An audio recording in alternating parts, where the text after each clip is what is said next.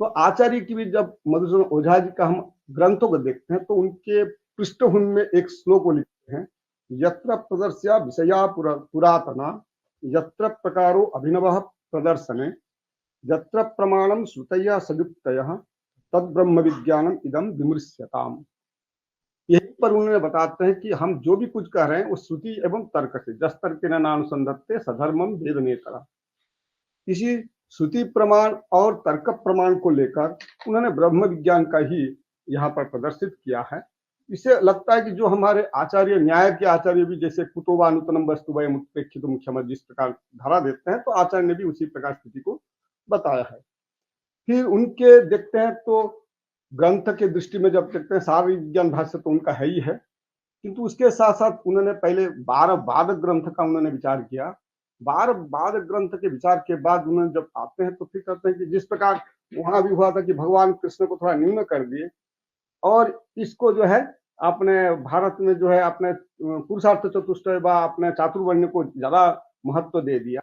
तो उसी आकार में हमको लगता है कहीं ओझा जी को लगा कि इसमें कहीं न्यूनता न रह जाए, इसीलिए उन्होंने उपाख्यान को निरूपण करने का प्रयास किया, जिसमें उन्होंने पहले पंच उपाख्यानात्मक 5 विषय को उन्होंने निरूपण किया।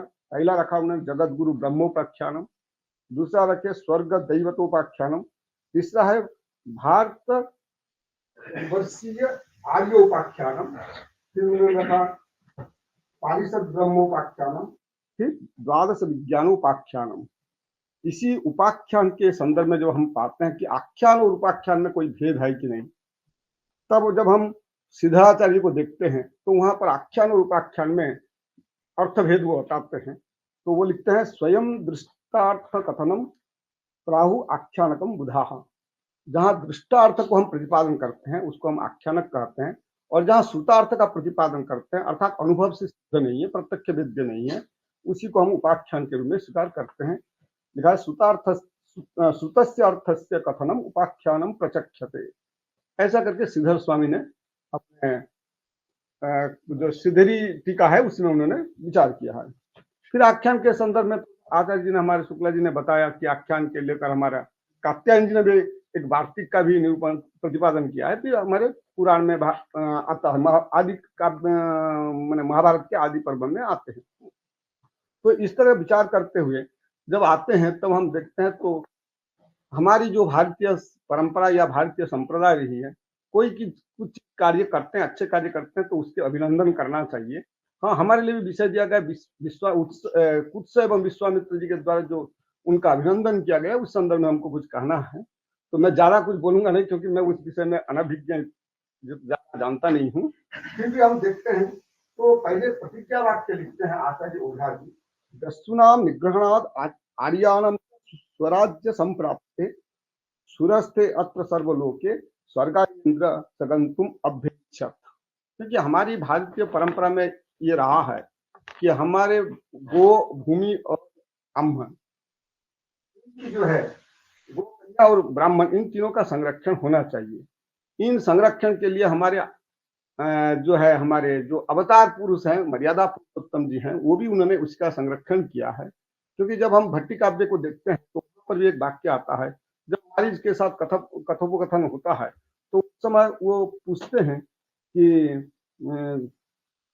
आत्मभरिष्ठम इसितै नराणाम फले द्वयि हंसि वनस्पतीनाम सौवर्तिकत्वं विभवान येषां तदंति तेषां दयसे न कस्मात्।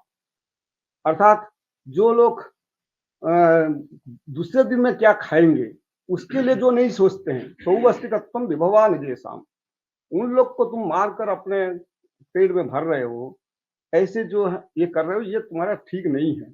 इस तरह जब मारीच को वो देते हैं तो मारीच ने झटिति उसका उत्तर दे दिया, अदमोदिजानदे वैजिन निहर्मा कूर्मा प्रेत नराधिवासम। अर्थात मेरा कार्य क्या है, ब्राह्मण को नाश करके हमको उनको प्रेत संस्थान बनाना है। इस प्रकार जब कहते हैं तो राम जी ने वहां पर अपना बाण चलाते हैं कि मेरा क्या धर्म है, मेरा क्षत्रिय हूं, मैं भारत भूमि का एक क्षत्रिय संतान होने के कारण मेरा भी एक धर्म सुनो। धर्मोस्ति सत्यम तव राक्षसायु अन्यो व्यतिस्ते तुममापि धर्म ब्रह्मादिशस्ते प्रणिहन मिजेन राजन निवृत्ति धृत काम केसु। तो मेरा जो है तुमसे तो मेरा है ब्राह्मण, गो और कन्या, इनको जो नाश करेगा उनको मेरा नाश करना ही मेरा धर्म है और उनको नाश करके ये धरती को प्रतिष्ठित करना ही मेरा धर्म है, इस प्रकार जब कहते हैं, तो इसी प्रकार इंद्र ने भी वही काम किया। जब दस्यु ने पूरे हमारे विश्व ब्रह्मांड को भारत भूमि हो जो भी है, भारत भूमि तो उस समय पूरा विश्व ब्रह्मांड ही था, पृथ्वी भूतल जो परिधि था वो तो पूरा भारत था। तो उस समय जब दस्यु ने अत्याचार उत्पात मचाया तो उनको नाश करके, उनको हराकर जब वो स्वर्ग के लिए जाने के लिए इच्छा, ये बार इंद्र लोक को जाने के लिए इच्छा कर रहे थे, तो उस समय बैठे थे कुछ राजा बैठे थे, विश्वामित्र ऋषि जी बैठे थे, तो वो कहे कि ये करना चाहिए, हमारी ये भारतीय परंपरा एक ऐसी है, जो कोई कार्य करता है तो उसको हमको क्या करना चाहिए, उसका समापन, ये उनका सम्मान करना चाहिए।